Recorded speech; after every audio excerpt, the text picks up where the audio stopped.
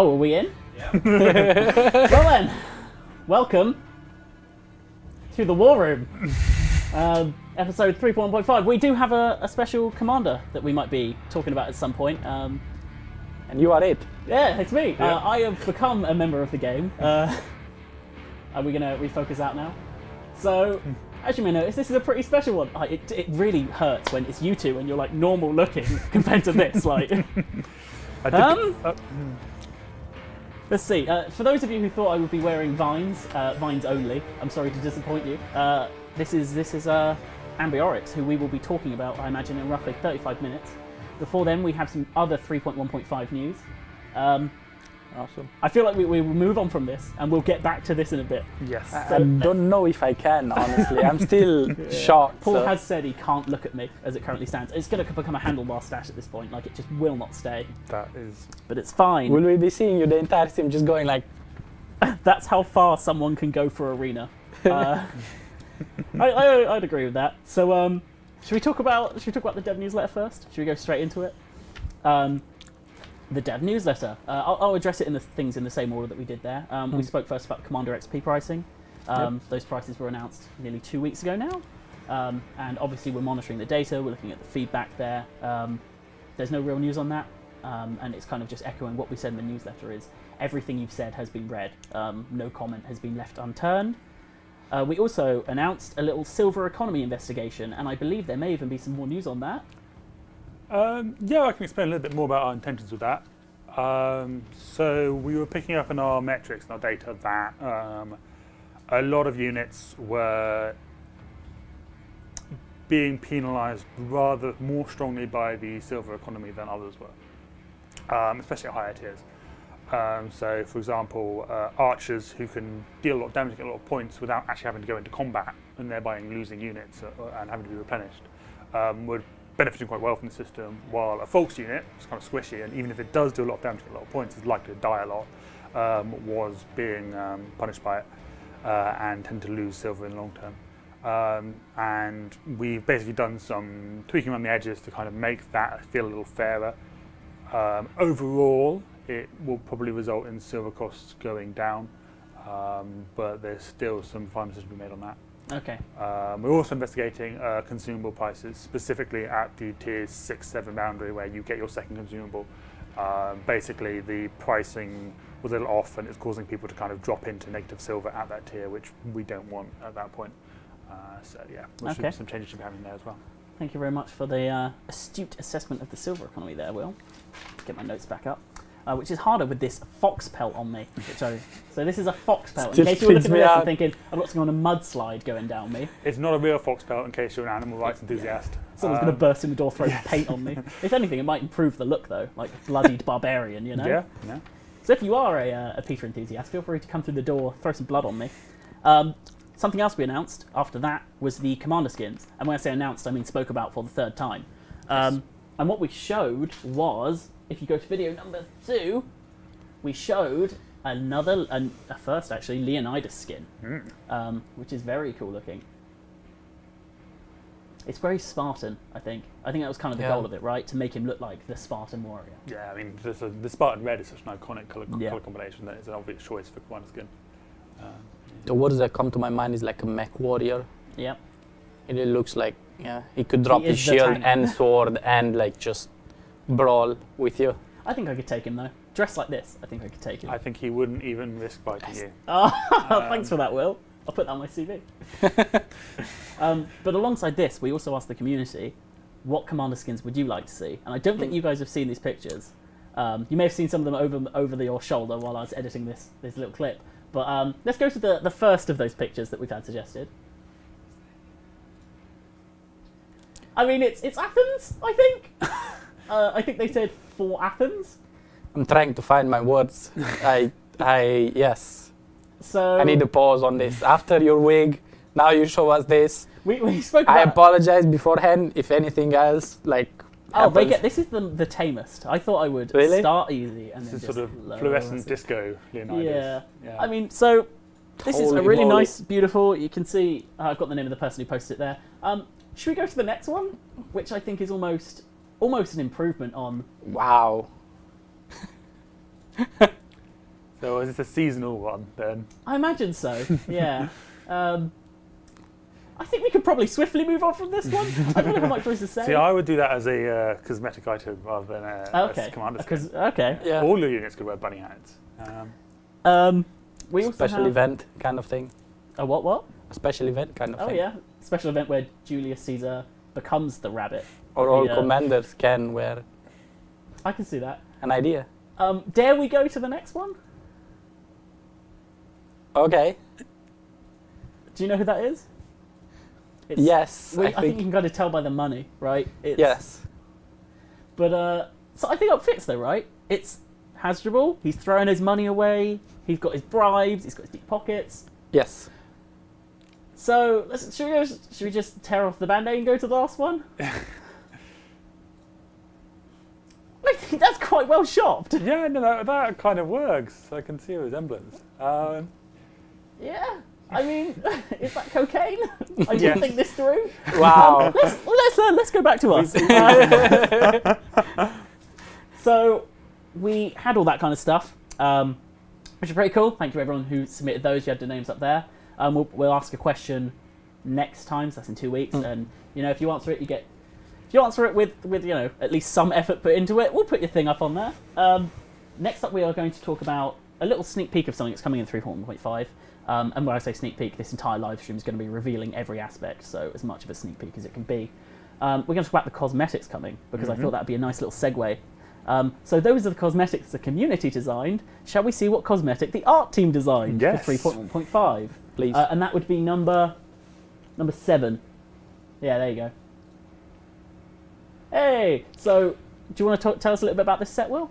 Yeah, so we had a really positive reaction to the Hermes set, which we released a couple of patches ago. So we've got another new one in the game, and this is the Hannibal's Elite set. The idea being it's kind of heavily based on what Hannibal wears as a commander. So you can kind of dress up all your troops as little Hannibal mini-me's. It's not quite exactly the same. There's some kind of interesting detail to it. Can we call them Manibals? Sure. Yes, we can. Hanniboys. Oh, I like Hanniboys. Hanniboys. There you go. Manny Boys. Let's combine them. No. Yeah, so this is a 5-piece set. You can't really see the sword in this, but it's a cool there's like a gold-edged falcata. There's greaves. There's a shield. There's armor and a helmet, and it will be equipable on most Carthaginian units where applicable. So obviously, Spearmen won't be able to use the sword, but they will be able to use everything else. So yeah, look to that coming soon. And that does look very cool. So that will be coming 3.1.5. Yeah. Get my numbers confused. And that patch will be coming next Thursday. Mm-hmm. In theory. In theory. I always look so suspicious when I say when patch is coming out. So that should be coming out next Thursday. You'll be able to get your hands on then. And also, I believe we have some optimization coming in that patch as well. So we've got some terrain optimization, and the numbers I have on me, if you hold on, filibuster for like a minute. Yeah. I saw those numbers were very, very optimistic. They are, yeah. So Are you sure you didn't add too many zeros there? I'm pretty sure. So Okay. I think it was a 23 times optimization for the terrain lods. Wow. Okay. That doesn't mean you get 23 times better FPS.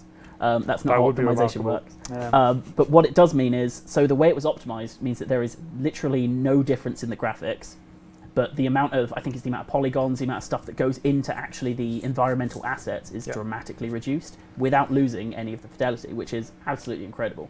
And I know they've been working on this for quite a while, so it's really nice to get that out. And we're seeing, so I was looking through all of the numbers on the spreadsheet, and the most obvious ones I could see were on low machines. You were seeing increases between like 10 and 18 FPS. Yeah, that's massive. Yeah, and that's if you're playing on low, medium, ultra. You were seeing that increase, which is really cool. On like the highest spec machines, you were seeing a decent increase of like 3 or 4%. But you know, you're probably not having frame rate issues anyway. You're playing on a GTX 1080.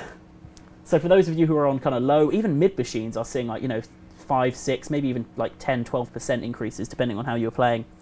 So that's some pretty cool stuff going on there. Oh, mustache, bane of my life. So that's kind of the terrain optimization we had. We really did want to shout about that because a lot of people, They kind of ask when we're going to be increasing optimization, because maybe their FPS is varied between patches as we added stuff. And I think FPS is something we really consider when we're adding content as well. Definitely, we're a free-to-play game, so Yeah. that's one of the things that we need to pay extra attention. Yeah. So we've been taking this time just to kind of optimize the terrain at least.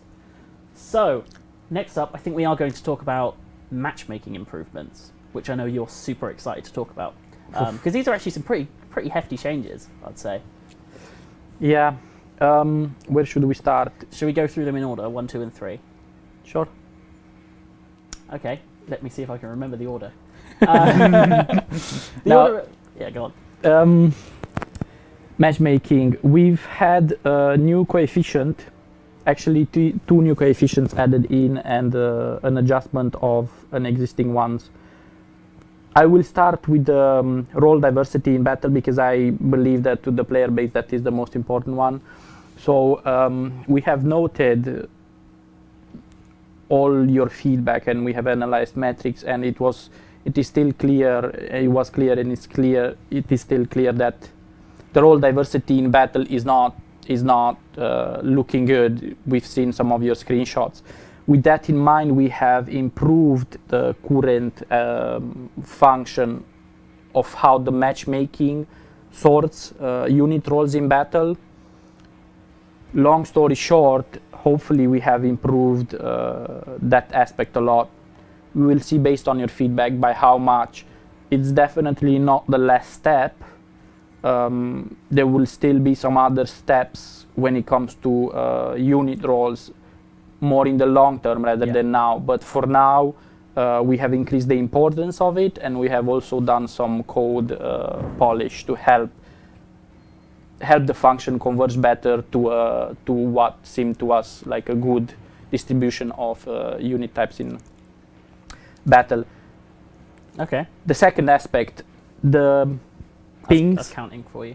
Yes, thank you very much. Not swearing at you. Yeah, so we've added a new coefficient, and sort of a new aspect to the matchmaking, which is basically, whereas before we were taking players in battle and assigning them straight up, however we saw fit to a region or to a relay. Now we have something called a ping coefficient, where we take all of the pings of the players in a battle. We figure out to which region they would have the lowest average ping, and we basically try to get the match to play on that region. So the idea is that if you have, I don't know, 5 Americans, 10 Russians, 5 Europe, it's very likely going to be Europe and Russia. And vice versa, if you have a predominance of North American players, it's very likely that the match will be redirected to a relay on to a server on NA. Long story short, this hopefully will improve pings for players across all regions. And it should hopefully, because we saw a fair amount actually of edge cases of like really high pings, and it should hopefully massively reduce the amount of edge cases while not making anyone's ping worse. Yes. And there is a third change. Remind me again? The third change. Tiers. Yes, this is a very interesting one, because tier diversity. In a game you can have this much of a difference between the different tiers of units present in the battle, so you can have, at the moment we have the tier bands, which we have restricted the tier bands, which we have done I believe 2 or 3 weeks ago. The tier bands in themselves, while they definitely bridge together the tier differences, are somewhat of a rough and hard line which you cannot bypass. There is no matchmaking. There's no the algorithm doesn't run on the tier bands. You just take players, put them there, and then the matchmaking algorithm runs. And it's a little bit brutal. Long story short is we've added yet another coefficient which will work in tandem with the tier bands, which naturally tries to do this in the matchmaking. So it will try to naturally bring together tiers if possible in an already existing bracket. Now, what does this mean translated to the live game? this should improve the situation that we have where the tier bands are loose. So for example, the tier 8 to 10 bracket or tier band, that with this new coefficient in should be improved. The experience there should be improved. If you have a predominance of tier 8 and 9, then you should have more games being played there, and the 10 with 10. I think it's quite logical of what would happen. This, in the future, we hope, so this is now just the preliminary test, and let's see how it actually works and how efficient it is working. And hopefully, long term, the idea is to loosen up the tier bands and just have this coefficient, which is a more evolved implementation, be working towards keeping the tier quality high, the tier difference quality high. Why one might ask, why don't we just keep the tier bands in? As I've said, the tier bands are a rough implementation, but there is also one aspect to them, which is off-peak hours. So matchmaking in off-peak hours with the current tier bands that we have is quite sharp when it comes to player numbers in high tiers. So the queue time in high tiers, specifically tier 8, in the tier band of 7 to 8 and 8 to 10, in off-peak hours, we're talking about middle of the night or whatever is your off-peak hour, is not as smooth as we would want it to be. So the idea is that if we enlarge the tier bands and have this coefficient running properly, then even in off-peak hours, you'll have looser tiers, but you'll still be able to matchmake. While on proper hours, there would be no drop in quality. So it would behave just like now with the tier bands. This is the plan, at least. So we will see how this works now. Well, thank you for your thorough explanation of matchmaking. I hope that made sense. It did to me. So here's some things. Let's see, what have people said? Is this something coming, or is it already implemented? So this is already in. The ping, the new tier difference coefficient are both in. We haven't, we're still looking to calibrate them. I don't want to say, obviously it's not perfection, is something we try to attain. They are in. The same with the polish on the unit rolls. On the so do you mean they're in live or in the patch? They will be live once the patch is released. So, yes. So they are live with the patch? Yes. Yeah. Okay. Yes. That's it's just we didn't. I wanted to make it clear we didn't tune them up. First, it's just I want to see how they work before, how effective they are in doing this before. I saw someone else as well that I thought was pretty funny. Someone said, "What's wrong with you, Josh?" Answer to that is, if you can find a therapist that has the answer, that'd be great. A lot of people talking about blood at the moment. Okay. We want blood, so they said, tell him we want blood. So we've been told. Your blood. Everyone wants blood. Not my blood. Blood pack, yes. Is this because I talked about Peter coming in and throwing blood on me? Could have been, yeah.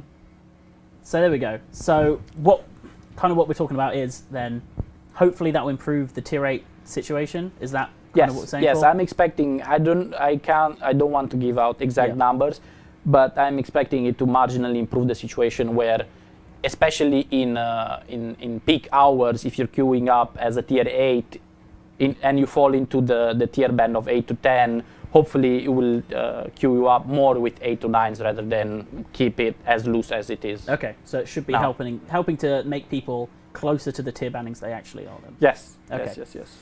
So, I forgot what's on my schedule. Should we talk about balance then before we talk about this? Should we start with, do you want to talk about the overall philosophy of the changes to Boudica, or do you want to jump straight into Rebellion? Sure, we can start with a bit of why and how. Feel free. Yeah, so it's very interesting. Ambiorix is clearly coming in, and at the same spoilers, Paul. And at the same time, a lot of feedback with regards to Boudica's ambush. Yeah, it was very clear that some of the aspects of ambush was not were not there. Yep. First off, the usability of ambush was questionable. The uniqueness that Boudica provides with the war dog unit type was not perfect, and the availability so how usable is Boudica with multiple different unit types. Its versatility, I think, is a better word. With Ambiorix coming in, who's a ranged commander, the idea was, let's have Boudica be less. So we've taken from its ambush, we've taken all the ranged stats off, and we tried to re-prototype her to a more charge and war dog centric commander. So with ambush now, do we have? Ambush is third. Should we do rebellion first? Because I've got them in order. That's the issue, Paul. Okay, I can't break my order, or the numbers will screw up. Let's do rebellion first. You can't mess with the dude who looks like you. I've got my fox pelt as well. I've killed a fox apparently. Okay, sorry. So all of these, first before I go into this, all of these flow together. Yeah. When it comes to rebellion, the flag has been changed because the can't use when enemy is too close flag would allow you to, through the use of a strike, one could bypass this flag and activate rebellion while in melee, and that didn't flow with design. The idea is that you're supposed to be activating before you engage, otherwise, So we've replaced that flag with can't use when engaged in combat. Next, please, Fury. because I don't want to break the order. Yeah. That's fine. They can read those words. This is ambush. No, Fury. Okay. Yes. Minor changes to fit with new ambush. Thank you very much. Yeah, because it's all leading up to the next one, right? Yeah, it's just type. Yeah. The base speed increased. Why? Because there is a slow. You still have a speed penalty on ambush. So if you want to charge together with ambush, the speed would have not been sufficient. So we've increased the base speed from 20% to 30%. Also, the total charge bonus on the last talent was reduced from 15 to 10%. Yep. Again, it's very important to remember that the charge will be, with the new ambush, you'll be able to combo up the charge, which will stack up very high. So while you might be thinking this is a nerf, once comboed up and once you pull all the numbers together of ambush and Fury, you will see that actually the charge has become very, very strong. And I'll give you a heads up, producer, you might want to get rid of our thing for when you put ambush up, because it fills the entire screen. And let's see ambush.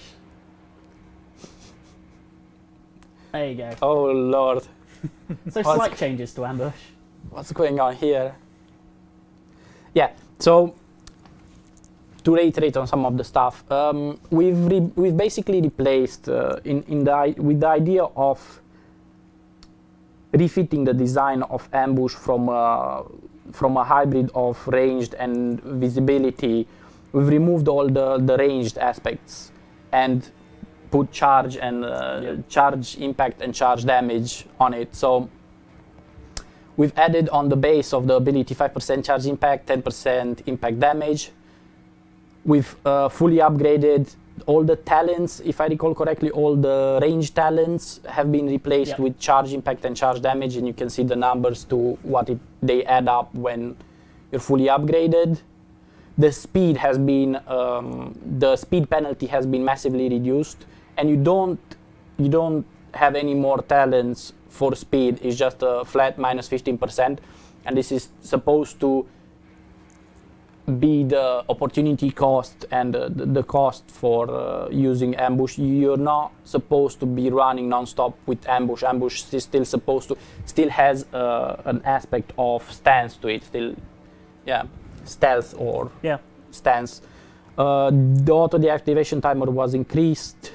The most important 2 bits after this is the new behavior, which is dogs ignore strikes. So again, based on your feedback and the aspect of what does Boudica provide unique to the war dogs, this is what she provides very uniquely to the war dogs. Is once you have ambush active, the dogs become immune to strikes, and the entire idea is that you use ambush especially with the dogs released, to set up better for your handlers to come in and engage. Yep. So the idea is that you send in your dogs, they become, while ambush is active, they are fairly survivable. Yep. And you set up for a charge with your ambush. How much? So there is a trade-off to be thought about here. Do you really want to just use ambush and just not engage at all with your handlers and just have the dogs ignore strikes, or do you actually take advantage and set up and use the actual super good charge impact and charge damage stats that it provides? Clearly, once you have engaged with the handlers, the ambush gets deactivated through its flag. So there's the gameplay aspect, and hopefully that will be a very interesting setup to put up. Obviously, another important bit is now it's available to melee infantry. Yeah, absolutely. So, yeah, those foxes. Yeah, it's gonna be fun charging around with Boudica. I believe we also have something else that's going to help Folks as well, if you're done with ambush. I think so for now. Then let's move to video number 11. Yep. Which is Spa. Oh, I was surprised by this. I was like, what did I do? No, this is just a very small, minor change, which is a lot of people dislike the fact that this consumable, which was available to Folksmen, had shield armor, and it was throwing them off. Yep. Because usually it wasn't converting into an absolute because you don't have shield armor with the Foxes. To make it more, make it better for the Folksmen, we have replaced the shield armor stat with charge deflect. Okay. So now it's more feasible and still keeping it relevant for the rest of the units. So there were a couple of questions. When will this come out? This will be out next Thursday, hopefully. Yes. Going to be fun charging around with Folkses. Oh yes, and any other unit. So someone said, do dogs get the Sorry. charge bonus from ambush? No. It's a sorry. Let me be a little bit more specific. It's a balanced decision not to put too many stats. Actually, almost no stats at all through abilities on dogs, because that would just the ramifications of that is a little bit Changes sound interesting. Nice work. And Thank you. I believe we're pretty much going to move to the will portion of this show now. We've had pull time, and now we're going to have a little bit of will time, because I believe we're going to be talking about the new premium units coming. Yes. So let's start with number 12, which is going to be the Cimbri. And you're going to have to get rid of us for the majority of these, because there are a lot of words to put on this screen. So let's talk us through the Cimbri Spear Warriors. So these are a Tier 7 Barbarian Spear unit. We already had one of these in the tree, but it was a Founders Pack exclusive. So this is probably the first time that this kind of unit will be available more widely. They are a fast and mobile spear unit with decent aggressive output. But their main selling point is their third ability, Portents of Victory, which is a really powerful support ability. It's a big AoE melee damage and morale buff. So a great way to use this unit is to take one of them with your swords, try and hold the line with the spear warriors, buff up everyone nearby, and then jump in and finish them off. And we have do you remember the history of these ones? The Cimbri Spear Warriors. Yeah, well, there's a kind of mix. So there's a kind of a mix of stuff, because the Cimbri were like notoriously ferocious. Yep. Particularly their women. It's kind of two related stories, I think. There's one where it was said that the Cimbri priestesses, who were women, would sacrifice their enemies before battle and read omens in the blood of their vanquished foes, hence the Portents of Victory ability, which is pretty hardcore. And then there was another occasion, I think this was after the Cimbri were defeated by the Romans. They came upon the Cimbri's camp, and the women had all taken up arms and fought to the death, alongside the dogs, funny enough. I think there was an instance of a battle where the Romans had lost. Sorry, the Romans were winning, and the women just picked up like anything they could find at the wagons and ran in, with their husbands, like some of them just clawing, and others of them like with spears, with swords, with daggers, and they would kill the ones retreating as well. Yeah. So they're pretty vicious people. One thing worth noting here as well is Barbaric Phalanx is going to be getting a buff this patch. this was a good time we thought to revisit it. So a new Barbarian Spear unit. It's going to be a bit faster, a bit more damaging. They're a little quicker to crumble. So you'll see benefits on other units like the Boy Spearman, for example. Okay. So let's move on to the Thurios Swordsman. So we had the Thurios Spearman last time, and now I know the community have been waiting for this for a long time. This is the return of swords to the Greek tree. So tier 6 premium sword unit, very fast, very nimble, good charges, good for flanking. So we've got them here with military 80s, or something to make a really good pair. And their new ability is something called pathfinding, because historically Thurios wielders were often used as scouts. So what this does is basically reduces the terrain penalties of all allied units within a certain area. So not only can you take the Thurios swords to a forest to surprise some enemies, you can also bring a heavy spear unit with you, and they won't be quite as penalised as they would be otherwise. I really like this new kind of trend of premium units helping allies. I think that's really nice. It's nice when you when you see a premium unit in there and you're just like, I kind of want to be around them. They'll help me out. I'll help them out. It's really nice, because there was that with the attendant archers, I remember, because I commented, because I turned around and I was playing them for the video, and I was like, I really like that I can buff people now. It's definitely something we want to try and push, because one of the things, you might be a Greek player, you might love your spears, but we want you to feel like actually this unit would offer you something as well, even if you're not normally that attracted to swords. So it's definitely something we're trying to play around with some more. I mean, it's Greek swords, and you have an AoE support buff, or it's like... It's not just the community who was waiting for this, by the way. So I want to be very clear on that.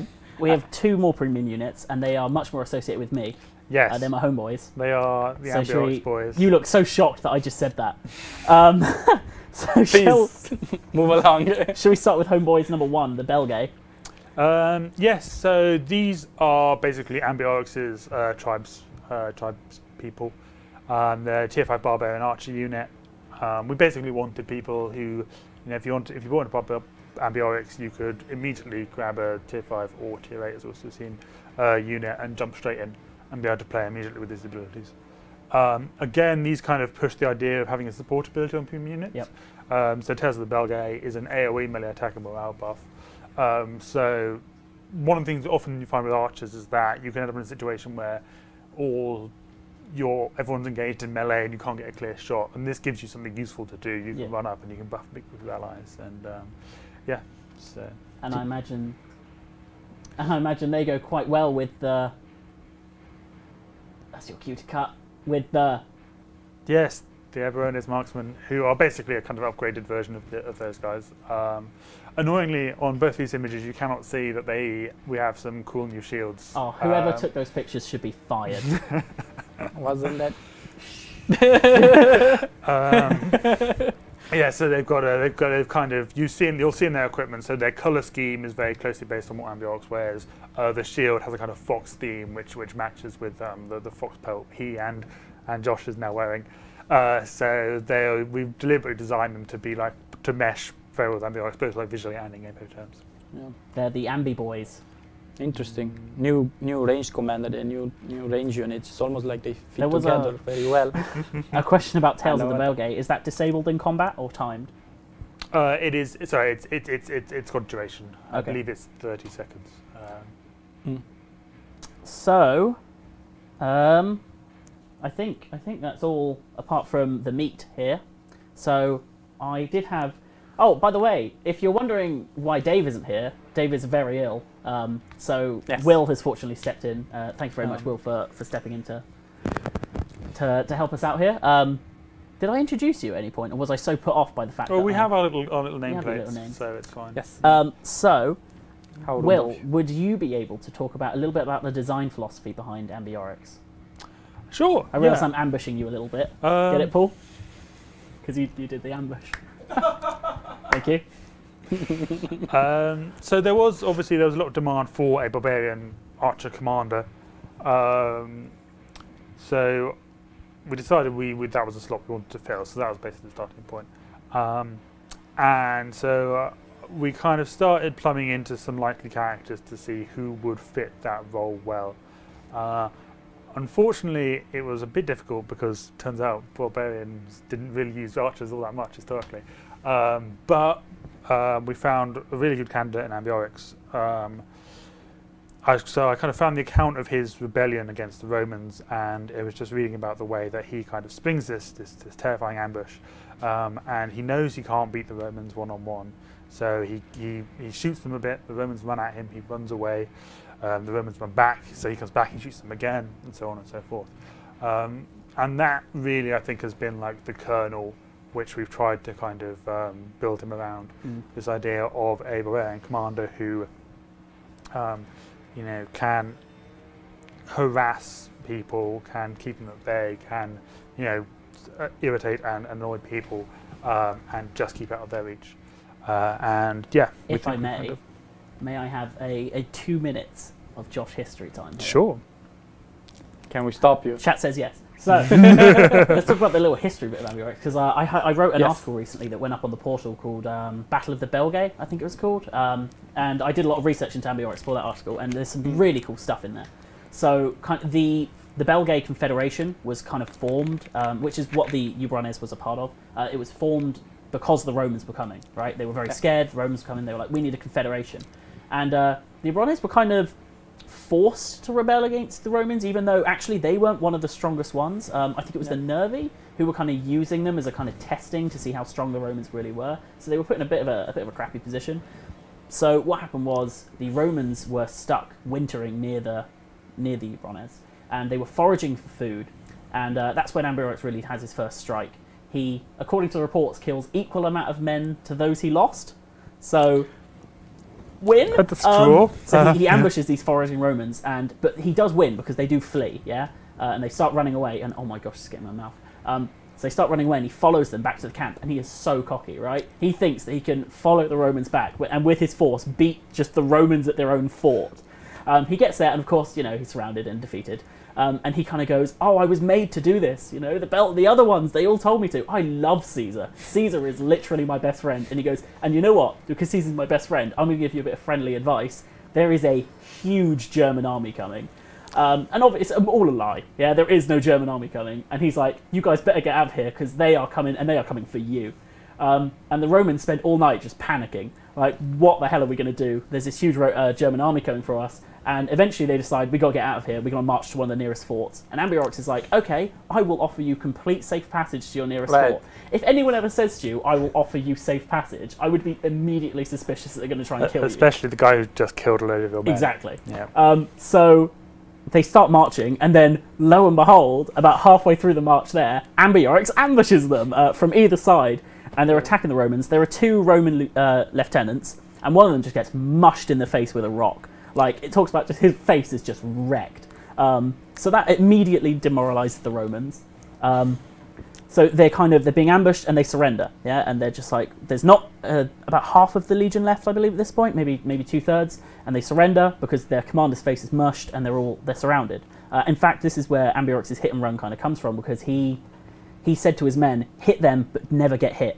So they would throw everything, like anything they had at hand, spears, arrows, rocks, and then they would leg it, and then the Romans couldn't follow them because they're wearing all their heavy armour, and they knew the forest really well, and then they'd just hit them again and keep moving back.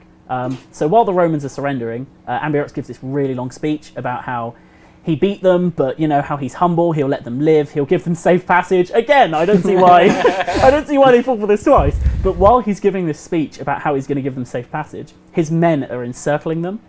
And I don't know, in my head, like, he says like a key word or something, and he's like, "And you'll live forever." And as soon as it says that, his men just enclose and absolutely massacre them. I think it's the 14th Legion, or the 11th, I think it's 14th, who are just completely wiped out. Caesar gets wind of this. Well, I think it was a legion and a half, right? It was. Yeah. So Caesar gets wind of this, not too happy. He brings 10 legions with him. Just absolutely massacres it. They catch Ambiorix, and he's like doing some farm work or something, and they catch him with just a bunch of his men, and his men hold off the Romans, and Ambiorix gets on a horse and escapes, and then he meets up with his men, and then they cross the Rhine, and they are never heard from again. And Caesar kind of, I imagine, left there like shaking his fist, like, "I'll get you next time, Ambiorix," and he never did. So there we go, that's the history of Ambiorix. Yeah, I got away. Narrated by a madman. I'm sorry. Top comment. That was more than 2 minutes. Slightly. It's hard for me to like. I could tell you couldn't make eye contact. Yeah. It's because I was telling my story. I should have put it all in first person. That's true. All right, redo this. So I was making my fields. Yeah. So that's kind of the story of me. That's my life. Yeah, and we've tried to capture a lot of that, not just in his abilities, but also in his personality and his looks. Like you'll see his voice lines. We've tried to give him a slightly kind of cheeky, tricksterish air, which will give him hopefully like a bit of a personality contrast with the other barbarian commanders as well, who are all a bit kind of self-serious at times. Yeah. So before we move on, someone was quickly just saying, the Thurios swords, are they light, medium, or heavy? And I don't mean we don't really use those terms in So studio. if the question is what ground penalties do they suffer from, I believe they count as light. So yeah. I like that. Okay. Yeah. So they will not suffer. They will only suffer very minor penalties in heavy forest, and will actually gain some bonuses. So should we talk about haste? Let's hastily move on. Paul? Oh, am I supposed to applaud or explain what's going on? I was expecting something. Haste. I don't know if we're going to be able to... No, here you go. And look at that beautiful little picture we got. Yeah, so the first ability of Ambiorix, it's, again, flowing from what these guys just recounted of him. The entire concept of this ability is the hit and run aspect of it. So the main two components of this ability are the reload time and the movement speed. Run and gun. That's the basic gist of this one. To take full advantage of this ability, I would argue you need to keep moving and shooting at the same time. If that's not possible, then you can just stand still, just use the reload time, maybe in conjunction with his ultimate, or if you just need to get out of a situation, just maximize the movement speed, or utilize the movement speed, not maximize. And I think you can see that in that beautiful recording in the top left. Yeah. We've got one instance where they're just kind of using it for that buff to reload speed, just to get that extra DPS, but another time when cavalry's coming at them, they actually use the haste to put another unit in the middle of them and kind of block that. Obviously the stats are not that strong, but if you use it, if you maximize the ability, then I think overall it's quite good. So, is there anything else you want to say about haste, Will? No, I mean, I've played for it a bit, and I think it is, and the most interesting part about it is that it often forces a choice between do you use it for speed or do you use it for damage, and yeah, I think that's a kind of really cool tactical choice, and I think that will define a lot of Ambiorix abilities also do have that similar kind of trade-off, which is we'll see. So should we talk about his tier 3 ability, which I think is one of his most interesting abilities. I think it's one of the most interesting abilities in the game. So let's move on to Crippling Shot. Yeah, this one is a very, very interesting one. So the footage that you're going to see is me just really making this elephant player rage, right? Because I use it, I stagger it all, I do one, then the other, and then I haste away, and I do one, then the other, and the other, until some allies can arrive, because I can't kill it, right? Yeah, you can cycle it, but when have you taken this footage? Have you taken it before the last Passover, or? I took this from an AI battle that I played, so I have no idea when this was. Okay. Like 4 days ago, 5 days ago? Oh, that's good. So, one of the most important components of this ability, sorry, I'm going a little bit too far away. Crippling Shot as a concept is supposed to be a low firing shot which debilitates knockbacks and knockdowns the enemy. To quantify it easily and to figure it out easily, it's basically a focus fire with a knockback and knockdown extra component added to it. The most interesting and appealing to me is specifically the knockback.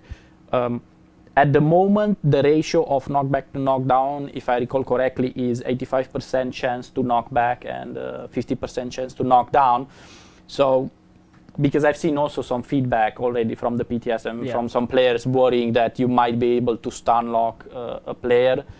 If you really want to use all your 3 units to just focus, to cripple shot down one entity, sure. As seen here, yeah. Yes, as seen here. But at the same time, it's only 85% knockback. And if we see there are the issues with that, that can always be fine-tuned. The main component is the knockback. The secondary component of this ability is the damage aspect. So as you level up and go higher tiers, you will have better damage all the way up to plus 4%. Remember this, that while these numbers don't really seem, as you look at them, they might not seem that important, they're very, very important in the context of projectiles, because even 5 to 10% less or more damage when it comes to projectile is actually a huge increase in DPS. So the reason that video cuts away at the end there is I do a lot of friendly fire in the next shot, and I just did not want that to be seen. Yeah, I also love the fact that this, I argue that this is this will be a very skill-related ability. As in, remember, this has a low trajectory only, so you might be able to stop incoming cavalry charge, but at the same time, if you don't pay attention, you can shoot the back of your allies. Yeah. So there is a trade-off there. If you're blobbed up and you try to cripple shot with all of your units at once, you might be applying that knockdown onto your own unit. So there is, I would argue, some thought process to be put into this. You also have to intercept the incoming cavalry charge, so it's not as straightforward. And we're actually going to see it, because I got some footage of it. It is actually in the heat of battle. I mean, this was easy, right? This was against an AI battle that I'd set up. But in the heat of the battle, when someone's charging at you and you've got to switch to the unit that has doesn't have it on cooldown, trying to fire it off, making sure that they're in a position where they're not going to hit someone else, it can be like really quite tough. I think crippling shot for me made positioning for archers a lot more important than it was before, making sure that the person who had crippling shot available to them had a clear line of sight, which I found really interesting. And the beauty to it is you don't necessarily have, if you can manage, and once you play enough and you'll be able to properly time it, it will be awesome. If not, you can just use it as a extra focus fire that you will have. So, should we talk about From the Shadows, please? There we go. Yeah, his last ability. This one, I think, helps fit together with his crippling shot and with his haste, as in pulling him together. I think this comes more from the historical aspect, where he was very deceitful and very very cunning. Yes. Also, it provides a new I don't know how should I put this, a new behavior. Well, it's not really a new one, but it's a very interesting appeal to archers. So where, for example, with Kinani, you have the power aspect, you have the barrage, and the enemy is gone. Here you have the range aspect. So with this one active, you have a lot of increase in range. It's very important to remember that this is only available to archers, so it's not available to slingers or javelins. I know, because a lot of people asked this. It will make, in my opinion, will make duels, for example, with other archers like Kinani very, very interesting, but at the same time it provides a lot of new tactical options, because you will be able to close in on an artillery unit and do some damage to it. Whereas it's good against people who are stationary, against kind of artillery who are stationary. I find it quite easy to dodge as well if you see it coming, but I think that if you see it coming is quite important as well. Yeah, I rushed. I don't know if I rushed. The important bit From the Shadows is that it always applies a high trajectory. Yeah. And that means that your focus fires, your focus fire will follow From the Shadows. Crippling shot will not. Crippling shot is unique. Focus fire is not in that regard. So focus fire will still follow your From the Shadows trajectory. As shown right there. Look at that. Yeah. Beautiful. Yeah, so I think it will be both tactile and both from a gameplay point of view and visibly, it will be an awesome experience to play with him. Also, at the same time, you have some stats like a negative ground type, reduced negative ground type. So if you combo it up with, I think there are some talents, correct me if I'm mistaken, I think there are some talents on haste as well, which reduce that. So if you get in the forest with him, I think you get to around, I don't remember the exact numbers, but I think you get around to minus 75 negative ground type effect. So that means indirectly DPS increase, because you have penalty to missile damage while in forest. So this will allow you to go in forest, have extra range, reduce the penalty, and basically shoot from forests like you would with outside with extra range. Yeah. So besides some awesome flavor, some missile weapon penetration damage, and some dispersion. Yeah, it will also, the high trajectory also helps if you're trying to support allies engaged in melee combat, because the high trajectory will help target better and help reduce friendly fire. So someone actually said, when will Ambiorix be coming out? And I thought we'd kind of made this obvious, but I realised that actually I didn't explicitly say this. But Ambiorix is part of the next patch. Yes. So Ambiorix will be out next Thursday, and all of this beautiful gameplay will be available to you next Thursday. So someone was saying about being able to knock back charging cavalry. What's the counterplay there for cavalry? For this, it's all. I don't know if this is the right term, but it's all a chicken game. Okay. So it's like trying to bait out theirs, trying to not blob. Yes, exactly. So if your plan is to come with cavalry and just charge at the archer who knows exactly and can feel your timing well, is going to be able to counter him. But at the same time, you can just bait an empty crippling shot on the cavalry, have him waste it, and then just remember after that is gone, the archers are free game. So you can outsmart the archer player as well, the Ambiorix player as well. It's not just Okay, so someone was actually asking about the trajectory. So there are 3 types of trajectory then. I guess there's a normal kind of, or are there 2? So there's the low trajectory and the high trajectory. Is there a middle trajectory? It's no, it's basically either you go direct trajectory or you go high trajectory. Okay. So this always applies to the high, and crippling shot will always apply the direct. Correct. Okay. So I think we actually have some footage of Ambiorix being played. I'm conscious of time, so let's roll that right now. Okay. Oh, I love that I even included the loading screen. Yeah. You can put us in the bottom right because it's just going to be UI there, and I'm more beautiful than UI. Actually, one thing as well to note is that the faces on this, they aren't updated yet. So Ambiorix looks a bit out of place there.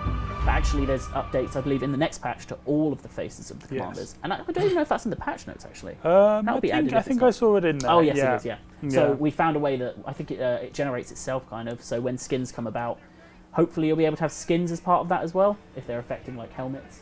Yeah. So this is actually footage, and thank you to... So this is when Jackie Fish came into the studio. We recorded a fair few matches with him. And this is one of those. So this is actually Jackie Fish playing. So don't be too harsh, because I don't believe he played many archers before, but he seemed to understand Ambiorix pretty well, actually. I was impressed. So let's have a look here. So he's using the forest. I feel like I'm narrating an esport right now. But not dressed like this. This isn't how I would turn up to You're surprised that he's a good player? Then no, I'm surprised that he was so good with archers, because all I've seen him play really is Cav, right? Alexander Cav. Yes, he came and he seemed to very quickly get. Yeah. So here we go. I would argue he's a skilled player, but... I think I'd accept that argument. Well, that's why I invited him, right? We wanted to get some skill gameplay of Ambiorix. I think he will be a very interesting and appealing commander. I feel, this is just my personal opinion, I feel like he will really shine with players who enjoy the tactile feel of the game and the speed of trying to micro all of these things together, the crippling shot, focus fire, how do I use from the shadows, do I haste now or do I not? Maximizing all of its efficiency will be very, very interesting to see. So you can see here this is tier 4, so they don't have from the shadows. And I believe this was actually the first game he played. So I don't know what this cavalry player is actually trying to do. I wasn't sure either. Are they trying to bait crippling shot? I think they thought there were more people in that woods than there were, because of the fog of war. So they thought they were being led into an ambush. Actually, they could have probably just killed them. But good for our footage recording that they didn't realise that. Yes. And now look at that. Now they realise what they've done. Yeah, and I think he's going to have a really interesting impact on the meta as well. There's currently, I think there is a lot of people kind of feel there's a big focus on defensive positions and stocking up artillery. And in some ways, yes, you can put an Ambiorix in there, but in other ways, he's a counter to that, right? Because he can snipe a light artillery piece in places that the light artillery piece couldn't even see. He can, a heavy artillery player is not going to be able to move fast enough to get out of the way of it from the shadows volleys. So he will actually be, I think, pretty good at kind of cracking those defensive positions. So it'll be really interesting to see how that kind of has an impact on the wider meta. Breaking testudos with crippling shock. Maybe if you're skilled enough, you can break a barrage with the incoming crippling shock. That'll be like, be amazing if you pull it off, but very rewarding. I'll in send you a itself, clip no? of me doing it within the first day of it being released. Right. Paul. Well, I think if you time it right, you could probably hit someone with a From the Shadows arcing volley and your crippling shot at exactly the same point. See, well, that's what I'm quite interested to see. Like, I think there's a lot of interesting skill shots we're going to see come out of this. Yeah, I think it's probably the first. I mean, this is probably the first time we've really got anything I would call like a skill shot. Yeah.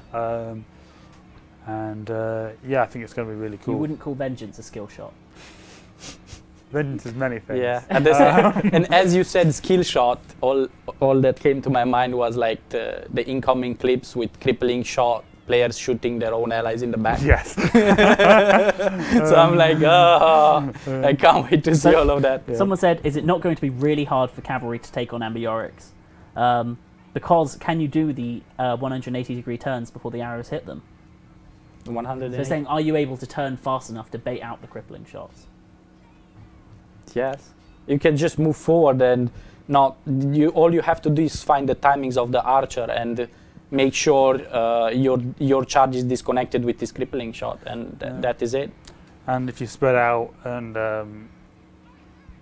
yeah, I think if you're just trying to blob charge him, then he is going to have a pretty solid counter because the kingdom have in which all your guys all stunned. But if you spread out and come from multiple directions, I think you should be able to get him. And I think one of the keys as well is when Ambiorix was kind of being balanced and designed. There's some really cool footage coming up in like 2 minutes. He loses this match, but there's some really good stuff.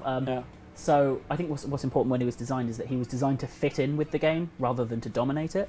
So Germanicus, I think, is quite an interesting commander because he's really powerful, right? And he kind of almost dominates that Roman infantry aspect. And if you see that Germanicus coming, but I think the Ambiorix is really nice in that he tries to fit into the meta. Like there was a gap that he's filling. Yes. Yeah. Again, if you're going to have Ambiorix, for example, with blobbed up archers, and they're going to try to crippling shot, you might actually have an advantage as a cavalry player because if he's not paying attention, and a lot of players tend to group control units. If you're going to cripple shot with multiple blobbed up archers, then you might be knocking yourself down. And also, you've wasted all your crippling shots on maybe one unit of cav, and then like if you make sure you haven't blobbed your cav effectively, it's going to be either incredibly difficult for them to crippling shot all of them, or it's just not going to work for them. So yeah, here's some footage I actually really like. There's like a minute of you can kind of see we've lost, like this team is pretty much entirely dead. But there's some really cool stuff when all of these 5 players suddenly decide, I want to kill that Ambiorix player, and it's interesting to see how he manages to survive as long as he does with some really cool uses of abilities. And I think the other thing is that with From the Shadows... Oh, he's timing it? Yeah, there we go. But you see I think his mistake was all 3. So if he just used 1. Oh, and there weren't very many cav there, and they all charged together, so... but I think with From the Shadows, it means... It's like kind of with artillery, your attention ends up being at a point quite far away from your units. See the crippling shot there? Stopped a false charge? So I think when you're kind of, turreted up in From the Shadows mode, it's very easy to kind of lose track of what's going on near you. And I think a good cav player is going to be able to take advantage of that. Yeah. I definitely think he's going to be a very demanding commander in terms of attention span and whatnot. So I think he just misses. Does he even do it? No. No, he gets routed just before the shot goes off. And then you can see he's kind of just surrounded by the cav, and there you it's go. a tough position to be in when there's like 5 people on you. But it's really interesting using kind of all of the Ambiorix abilities there. Obviously apart from the Shadows, but using haste, using the dash, just trying to avoid as much as you can and kind of cripple those. I mean, ultimately, there was no way I think that anyone expected him to win that. But it's really just like the real Ambiorix. There you go. He died in That's the what we would do. It's just like real life. end. And he'll disappear, never to be seen again. Ambiorix can't 1v7. I mean, that's kind of what we're trying to say there, right?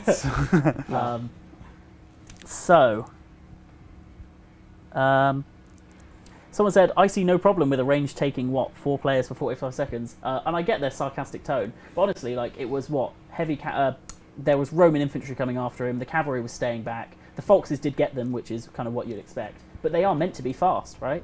And that's what they did there. But obviously, what that shows is they're not fast enough to get away with that kind of play. It's kind of like saying, why does it take 10 players to catch one cavalry unit? You know, they're Well, meant to be yeah, I fast. mean, actually, the enemy team didn't need to send all those people off. No, to be they honest, didn't. so the That's best play, because they had that many people. the best play would have been to go count the base and ignore him and have one person chasing him off. So I believe this is another match, and I'll spoil it now because we lose this one as well. But I didn't have any footage of me winning because I was with a recording. I think we all were actually. Mm. We all took a little break to play Ambiorix. No, I don't think I wasn't in this playtest. I don't think.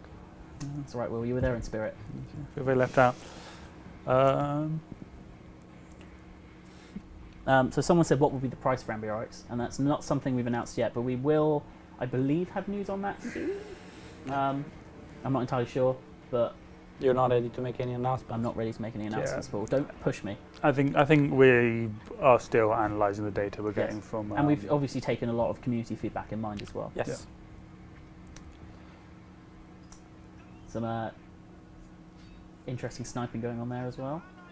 Yeah, this one's quite an interesting one because it really shows off. So I used that first video because it shows off the first two abilities quite well. Oh, he's missing big time. Yeah. Well, this is what I mean. Like from the shadows, it's really difficult to be accurate with it. Because of the high trajectory, is very high to land because you have to really figure it out. Yeah. And I think it's the same kind of thing. You're almost sacrificing DPS for that ability to basically like impose your presence on a very wide section of the map. Like that's never going to hit. But it keeps them moving. It keeps them. Yes. You know, they have to dodge. They can't just stay there and take it. You know, he's very good, I think, at applying pressure on you, even if he's not directly killing you. You know, Kanane, if she's barraging you, she is just you're dying unless you've got your missile block set up or whatever. While Ambiorix is much more about, but then she's kind of a bit done. Yeah. And Ambiorix is much more about like sustained pressure that might not kill you, but is going to keep you on your toes and keep you on the back foot.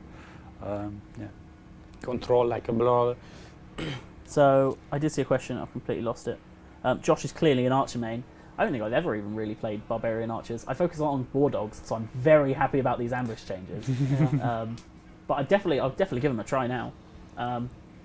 So yeah, what I really like about this map is it really shows how useful and how versatile From the Shadows can be, because he is at some point in the next 30 seconds going to be defending his own base while actually firing into that blob on the other side.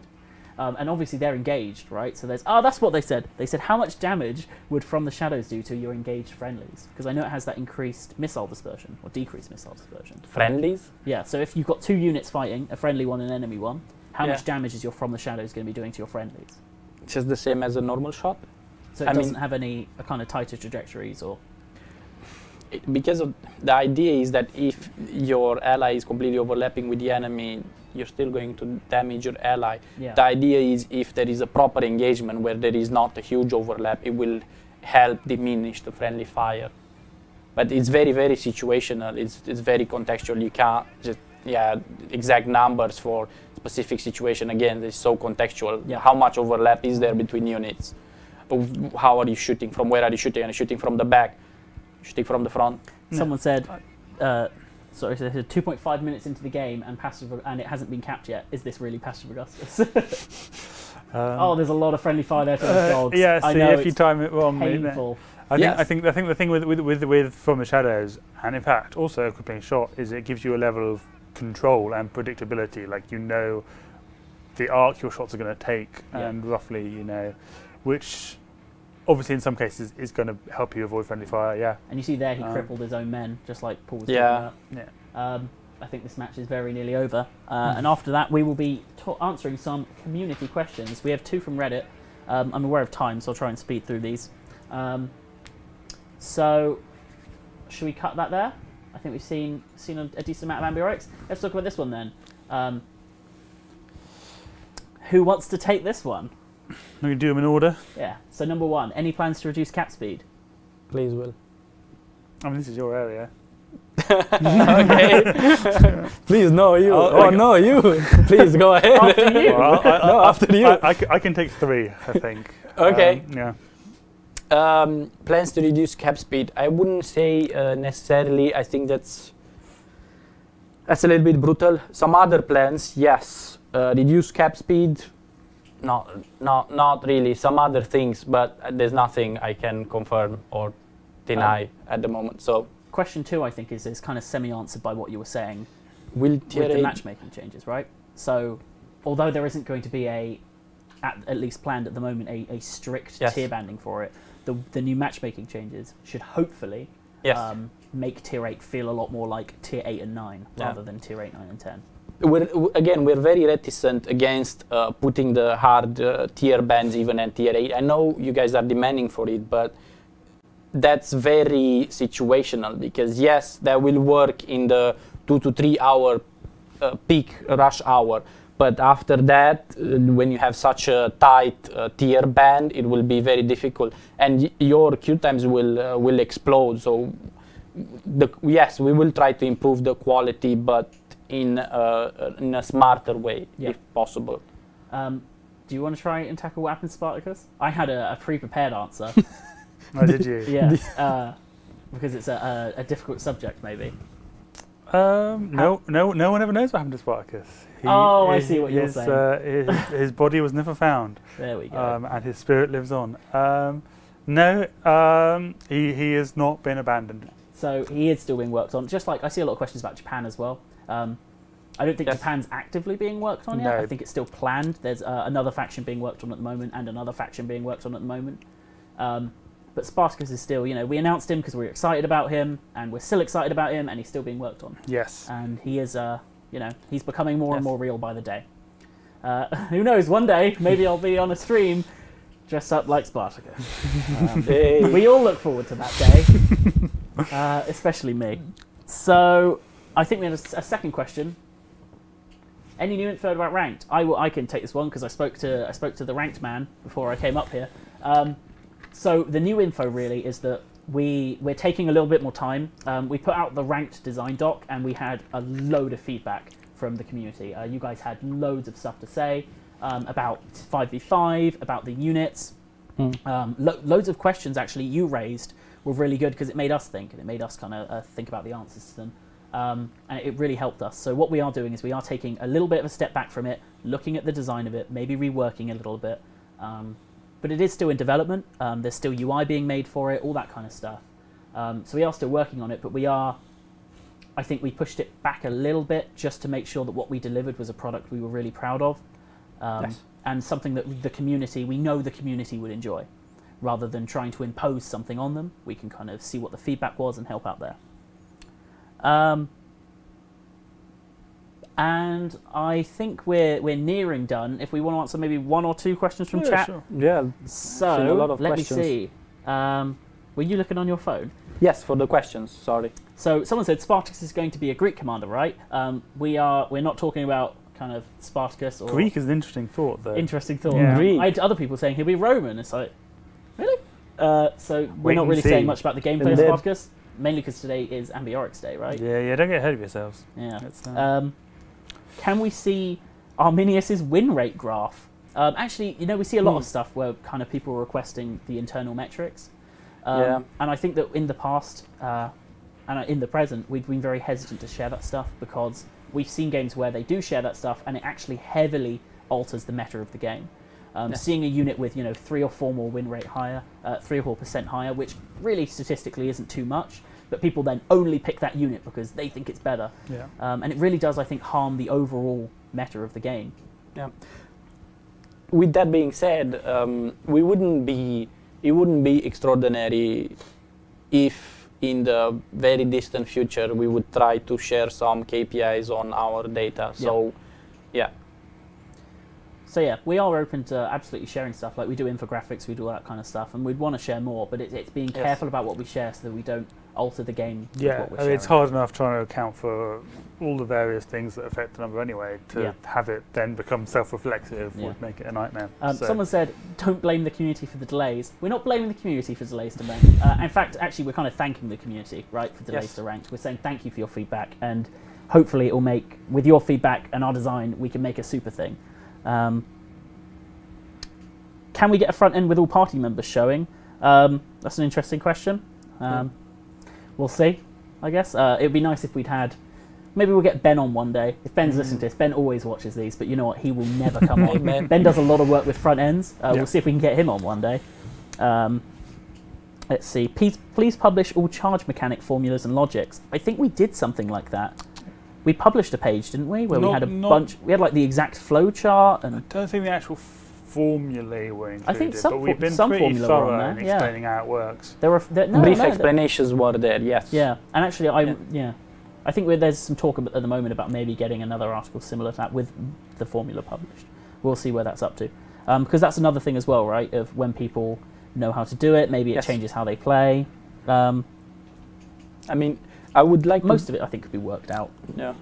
When it comes to the delay of fragmentals, I mean, we just had the previous weekend a tournament, a PTS for Ambiorix, a new patch released. Yeah. Is like, yes, but at the same time, I would argue that maybe we're overloading the community with some things sometimes.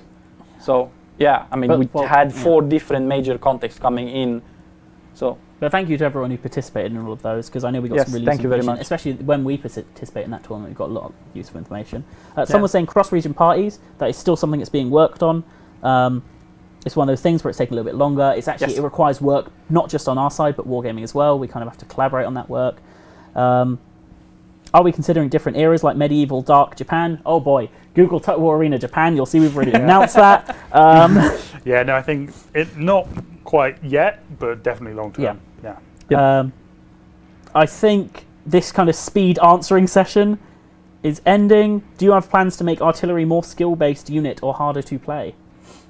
Ooh, good question. I think that the majority of changes that went around them when they were reduced to one projectile was a lot of skill-based stuff. Is there a further? I've seen some requests from the community suggesting some good ideas, but I don't want to. I can't make any statements so far. Yeah. Are there any plans to look over slingers at high tiers?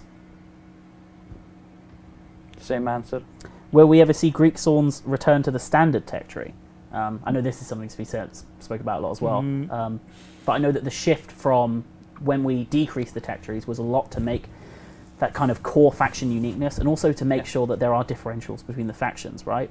And premium units aren't meant to be a core part of the faction. Yeah. They are meant to be a taste of something different. Yeah, I think not anytime soon. We'll see how things go, but for the moment, just opinion. Then I think we are 12 minutes over. So, will we ever see horse archers again? Maybe one day. Again, maybe one day. You know, if we can find a way to properly balance them so they're not overpowered. Because I know that was a major concern people had last time. And every time someone says, when can we see horse archers again, the top comment is always, please God, no. So I think that's also a pretty divisive one. I'm still freaked out by how you look. Can Leo Cav get hold the line? Ooh, interesting thought. Interesting thought. So I think we're pretty much done. Yep. We've shown Ambiorix, we spoke about all the stuff. Let us know what you think about the changes to 3.1.5. We can't wait for you to start playing them, can't wait to see some skill shots. From Will, Paul and Ambiorix, that is all from us this week. Thank you very much. We'll see you in 2 weeks' time where we will talk about 3.1.6 possibly, if all goes well.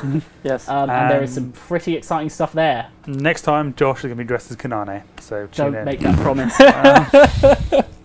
Have fun with Ambiorix, with the new premium units, and enjoy yourselves. Until Kanani comes. Oh, Jesus. All right, I know. Well, let's cut the stream. See you.